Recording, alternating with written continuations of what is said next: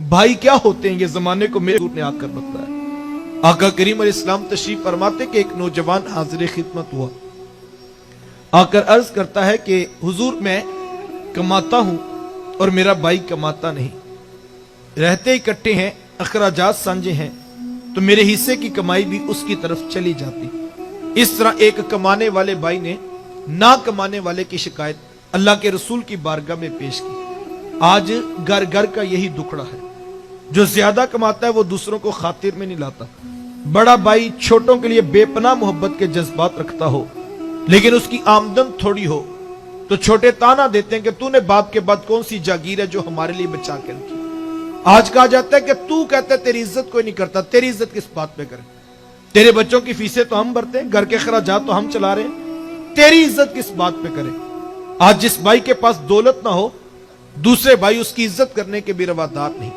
اور اب تو حالت یہ ہے کہ اگر کوئی بھائی غریب ہو تو اس کا بھائیوں کی لسٹ میں تعارف بھی نہیں کروایا جاتا، کہ کیا بتائیں کہ یہ مزدور بھی ہمارا بھائی ہے، اس سے ہمارے سٹیٹس میں فرق ہے۔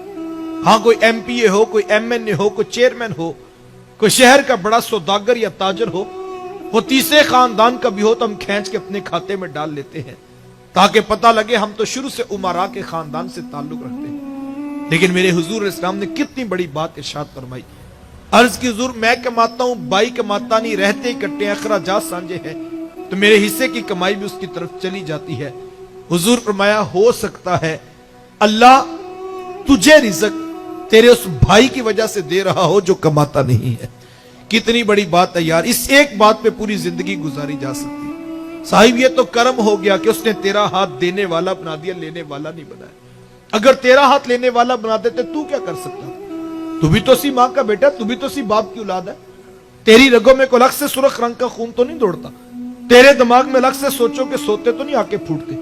تجھے اپنی ڈگریوں پہ ناز ہے، تیرے سے بڑی بڑی ڈگریوں والے لوگوں کے آگے خاک چھانتے پھرتے۔ یہ محض اس کا کرم تھا صاحب، اس نے تیرا ہاتھ دینے والا بنا دیا۔ ساری برادری، پورا خاندان 30 سال سے کاروبار کرنے والے نیچے رہ گئے، تیرا ستارہ اوجے سریا کی بلندیوں کو چھونے لگا۔ تجھے اونچا اس لیے تو نہیں کیا تھا کہ تو ایم پی اے، ایم این اے اور وزیر اعظم کے ہر تعلقات نبھاتا پھرے، تجھے اونچا اس لیے کیا تھا تو پلٹ کے پھر نیچے دیکھتا، اور جو بہن بھائی اب نیچے رہ گئے تھے اب ان کو کھڑا کرنے کا سوچتا۔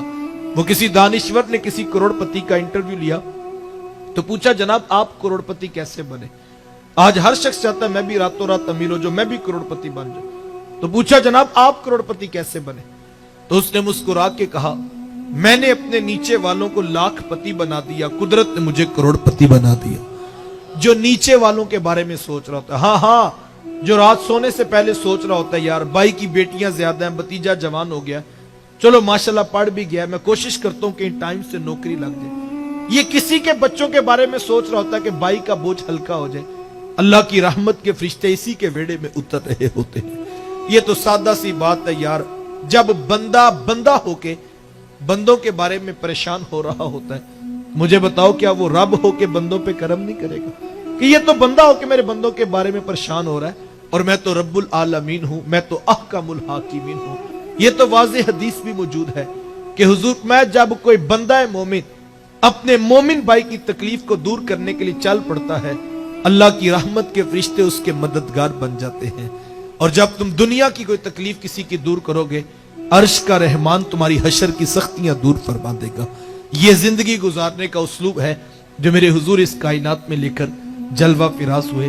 صاحبو جوڑنے کی کوشش کرو، معاف کر دینے کا حوصلہ پیدا کرو، سلو کر لینے کا مزاج اختیار کرو۔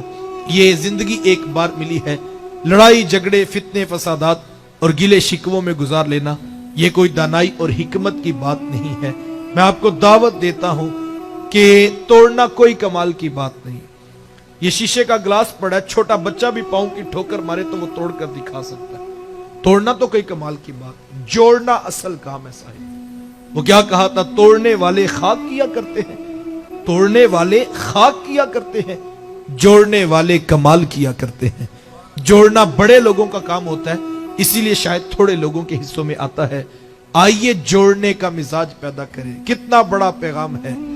آپ اس شخص پر نشان لگائیں جو خاندان کو توڑتا ہے، جو برادری کو توڑتا ہے، رشتوں کو توڑتا ہے، بھائیوں کو لڑاتا ہے، بہنوں کو نفرت کی پٹیاں پڑھاتا ہے۔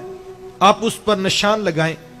ہم نے تو ان کی حویلیاں بھی ویران دیکھی ہیں. توڑنے والوں کے گھر کبھی آباد نہیں ہوتے ہیں. اور یار آپ اس شخص پر نشان لگائیں جو جوڑنے کی بات کرتا ہے, جو صلح کرنے کا حوصلہ رکھتا ہے, جو معاف کر دینے کی عادت اختیار کرتا ہے. یار گھر تو گھر, ہم نے تو ان کی قبروں پہ بھی محبت کے چراغ چلتے دیکھے.